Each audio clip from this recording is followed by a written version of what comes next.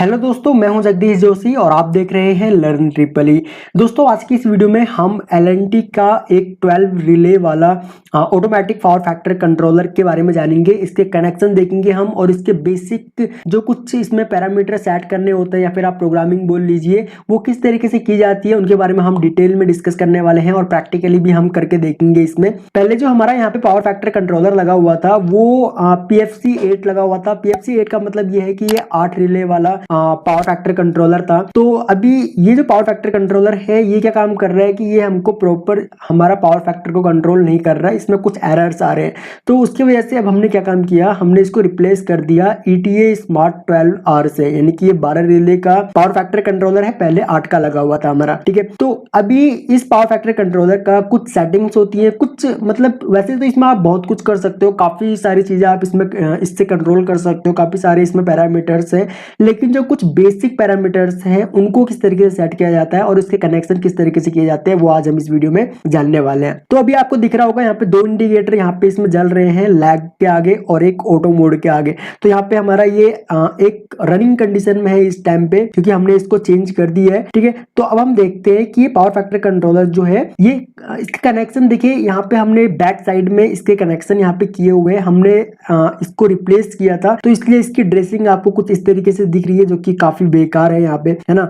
इसकी ड्रेसिंग हम इसकी बाद में कर लेंगे, क्योंकि हमने जो इसकी ड्रेसिंग कर रखी थी वो पुराने वाले कंट्रोलर के अकॉर्डिंग कर रखी थी। इसके कनेक्शन भी हम लोग समझेंगे। अभी इसमें अगर हम इसकी सेटिंग की बात करें तो ये जो नीचे वाला बटन जो है यहाँ पे, आप इसको जब सेटिंग पे लेके आओगे तो सेटिंग पे लेके आने के बाद आप इसको 10 सेकंड तक, यानी कि 10 सेकंड तक आप इसको प्रेस करके रखिए, 10 सेकंड तक आप इसको होल्ड करके रखिए, तब जाके आपकी सेटिंग खुलेंगी। तो यहाँ पे आप देखिए इसकी सेटिंग खुल चुकी है, ऑटो प्रोग्राम और उसके बाद कंट्रोल मोड है। ठीक है, तो यहाँ पे कुछ सेटिंग्स हैं जो कि आप अपने अकॉर्डिंग इनको आप सेट कर सकते हो। डिले टाइम क्या रखना है आपको, बाकी पावर फैक्टर टाइम क्या रखना है, फैन का जो टेम्परेचर है वो क्या रखना है। ठीक है, तो वो चीज रखनी है। और यहाँ पे आपने टारगेट PF क्या रखना है, यानी कि टारगेट जो पावर फैक्टर होगा आपने वो क्या रखना है, और CT प्राइमरी और CT सेकेंडरी। देखिए ये चीज यहाँ पे बहुत ज्यादा इंपॉर्टेंट है, क्योंकि पावर फैक्टर कंट्रोलर में हम CT यूज करते हैं और उस CT का रेशियो क्या है वो आपने इसको बताना पड़ेगा पावर फैक्टर कंट्रोलर को। तो यहाँ पे हमारा 605 का रेशियो का CT लगा हुआ है। तो यहाँ पे इसकी जो CT है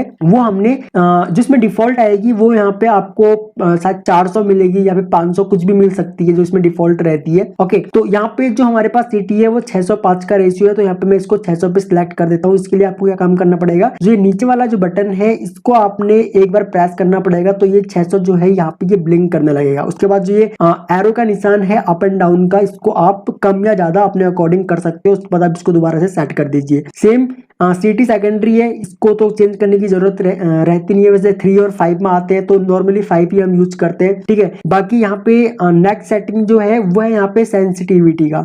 इसको आप 60 सेकंड रख लीजिए, 1 मिनट का रख लीजिए, वो काफी मतलब इनफ होता है। ठीक है, बाकी जो कैपेसिटर्स की ऑपरेटिंग वोल्टेज क्या है आपकी, वो आपको यहाँ पे सेट करनी पड़ेगी। तो मेरे केस में कैपेसिटर की जो ऑपरेटिंग वोल्टेज है वो लगभग 440 वोल्ट है, या फिर 400 से 440 वोल्ट के आसपास रहती है। ठीक है, तो वो मेरी ऑपरेटिंग वोल्टेज है, तो वो मुझे यहाँ पे इस कंट्रोलर को बताना पड़ेगा। बस आपको जो नॉर्मल जो सेटिंग है वो आपने सिर्फ इतनी ही करनी है। फिलहाल हमने इस कंट्रोलर में 8 कॉन्टैक्टर्स को कनेक्ट किया हुआ है, यानी कि 8 कैपेसिटर्स को यहाँ पे कनेक्ट किया हुआ है। उसके बाद यहाँ पे आपको एक चीज और ध्यान में देनी है कि यहाँ पे आपने इस पैरामीटर जो आप सेट करोगे तो यहाँ पे आपने ये भी देना है कि हर एक जो कॉन्टैक्टर के साथ में आपने कितने kVAR का कैपेसिटर कनेक्ट किया हुआ है वो भी आपको इस कंट्रोलर को बताना पड़ेगा। तो चलिए अभी हम इसके कनेक्शन समझ लेते हैं कि इस कंट्रोलर के कनेक्शन किस तरीके से किए जाते हैं। बाकी जो बाकी के जो पैरामीटर्स हैं वो आप चाहें तो उनको भी आप सेट कर सकते हो। जैसे कि मैंने आपको यहाँ पे बताया था कि आपने 10 सेकंड तक इसको होल्ड करके रखना है। उसके बाद जैसे जैसे आपको आगे बढ़ते जाओगे आपको चीजें मिलती जाएंगी और आप अपने अकॉर्डिंग उनको सेट कर सकते हो। ठीक है, बस इसमें इतना ही है, बाकी इसमें और ज्यादा कुछ है नहीं। तो चलिए इसके कनेक्शन समझते हैं हम कि इसके कनेक्शन किस प्रकार से होंगे। तो देखिए यहाँ पे हमारा जो पुराने वाला पावर फैक्टर कंट्रोलर जो था वो हमारा ये वाला था। ठीक है, ये हमने रिप्लेस कर दिया है जो हमारा 12R वाला पावर फैक्टर कंट्रोलर है। 12R का मतलब होता है कि इसके अंदर 12 रिले हैं और इससे हम 12 कॉन्टैक्टर्स को ऑन कर सकते हैं। ठीक है, ये 12 कॉन्टैक्टर्स को कंट्रोल कर सकता है और उन कॉन्टैक्टर से हम अपने कैपेसिटर्स को ऑन कर सकते हैं। तो ये वाला जो पावर फैक्टर कंट्रोलर जो था वो था हमारा PFC 8, यानी कि इसका मतलब ये है कि इसमें 8 रिले थी। ठीक है, तो चलिए अभी हम इसके कनेक्शन, इन दोनों के ही कनेक्शन हम देखते हैं कि इसके कनेक्शन कैसे थे और हमने नए वाला जो हमने लगाया है 12R वाला या फिर 12R वाला, उसके कनेक्शन किस तरीके से किए जाते हैं। देखिए जो ये पुराने वाला जो हमारा कंट्रोलर जो था उसके कनेक्शन यहाँ पे ये हुए हैं। ठीक है, इसकी हमने फोटो ले ली थी। तो यहाँ पे सबसे पहले वाला जो यहाँ पे इस तरफ से 24 नंबर वाला जो कनेक्टर आपको दिख रहा है, ये अर्थिंग का कनेक्टर है और यहाँ पे हमने अर्थिंग वायर को कनेक्ट किया हुआ था जो कि हमने यहाँ पे निकाल दिया है। उसके बाद 23 और 22 यानी कि 22 और 23 नंबर का जो यहाँ पे कनेक्टर है, यहाँ पे हमने कनेक्ट की थी 415 वोल्ट टू फेस। ठीक है, तो यहाँ पे हमने फेस टू फेस यहाँ पे कनेक्ट किया हुआ था और ये 415 वोल्ट हमने इसको दिया हुआ था। और बाकी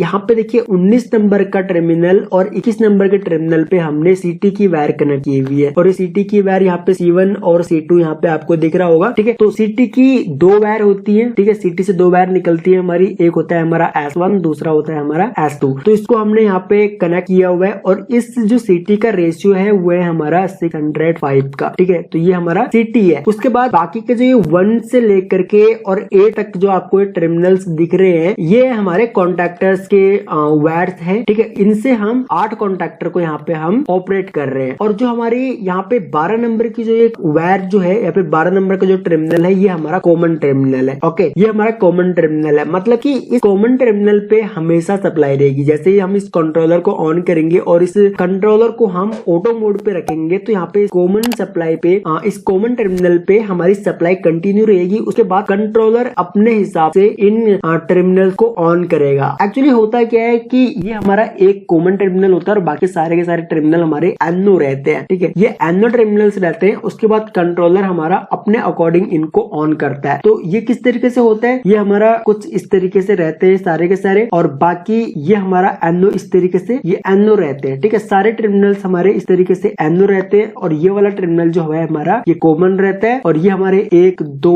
3 इस तरीके से यहाँ पे कितने 12 है, लेकिन हमारे यूज में कितने केवल 8 है। ठीक है, तो ये है हमारे पुराने वाले कंट्रोलर के कनेक्शन। अब हम देखते हैं कि नए वाले कंट्रोलर के कनेक्शन हमने किस तरीके से किए हुए हैं। अब देखिए जो हमने नया वाला जो हमारा कंट्रोलर है उसके कनेक्शन भी जो हमने यहाँ पे पुराने वाले कंट्रोलर से जो हमने वायर निकाली थी, सिर्फ वही वायर हमने यहाँ पे कनेक्ट किए हैं, कुछ एक्स्ट्रा वायर हमने यहाँ पे कनेक्ट नहीं की हुई है। ठीक है, तो यहाँ पे आपको दिख रहा होगा जैसे कि मैं आपको बता रहा था कॉमन और एनो का जो सीन है। तो यहाँ पे पहला वाला जो टर्मिनल है वो हमारा यहाँ पे कॉमन वाला टर्मिनल है, यानी कि ये वाला टर्मिनल जो है हमारा वो कॉमन वाला है। उसके बाद ये R1 R2 R3 R4 इस तरीके से यहाँ पे R11 तक है, R11 तक है और ये वाला टर्मिनल हमारा R12 है। ठीक है, R12 वाला टर्मिनल है। उसके बाद ये जो 2 टर्मिनल्स है हमारे, ये सीटी के टर्मिनल्स हैं और ये वाले 2 टर्मिनल जो है हमारे, ये हमारे 415 वोल्ट के टर्मिनल है। ठीक है, वैसे तो यहाँ पे लिखा हुआ भी है, डायग्राम भी बना हुआ है, बाकी आप इन सभी को देख सकते हो। और ये जो टर्मिनल्स है इनका मैक्सिमम कॉमन करंट जो है, इनकी मैक्सिमम कॉमन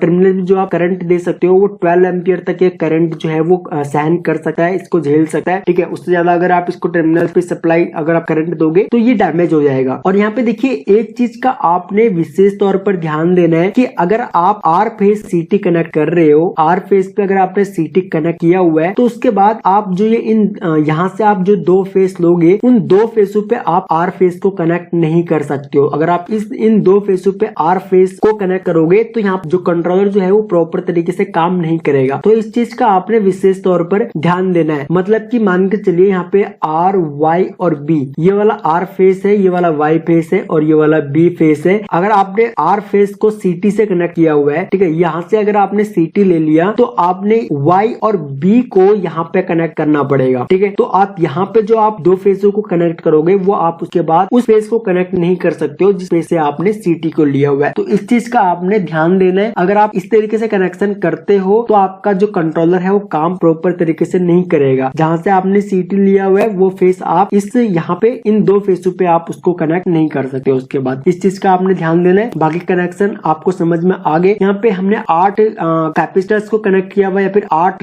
कॉन्टैक्टर्स को हमने यहाँ पे ऑन कर रहे हैं हम। आप चाहो तो 12 के 12 यहाँ पे कर सकते हो। बाकी यहाँ पे आपको कंट्रोलर को बताना पड़ेगा कि हर एक कॉन्टैक्टर पे आपने कितने kVAR का कैपेसिटर कनेक्ट किए हुए हैं। ठीक है, तो आई होप सो कि आपको ये जो वीडियो है वो पसंद आई होगी और इस टॉपिक से आपको कुछ ना कुछ सीखने को जरूर मिला होगा। फिर भी अगर आपके इस कंट्रोलर से रिलेटेड अगर आपको कोई भी डाउट है या फिर आप किसी और कंट्रोलर से रिलेटेड अगर आप जानना चाहते हो, हमसे चाहते हो आपकी हम उसके बारे में वीडियो बनाए, तो आप वीडियो के नीचे कमेंट कर सकते हो। मैं आपके सभी कमेंट्स पढ़ता हूँ और कोशिश करता हूँ कि आपके हमारे डाउट्स जो है वो क्लियर हो पाए। अगर आपको ये वीडियो पसंद आई तो आप इस वीडियो को लाइक करके हमें मोटिवेट कर सकते हैं, और अगर आप लर्न ट्रिपल ई पे न्यू है तो आप लर्न ट्रिपल ई को सब्सक्राइब कर सकते हैं, और बगल में जो बेल आइकॉन है उसको भी ऑन कर लीजिए ताकि आपको हमारी सभी न्यू वीडियोस का नोटिफिकेशन लगातार मिलता रहे। ओके गाइस, तो थैंक्स फॉर वॉचिंग। जल्द मिलते हैं अपनी नेक्स्ट वीडियो में।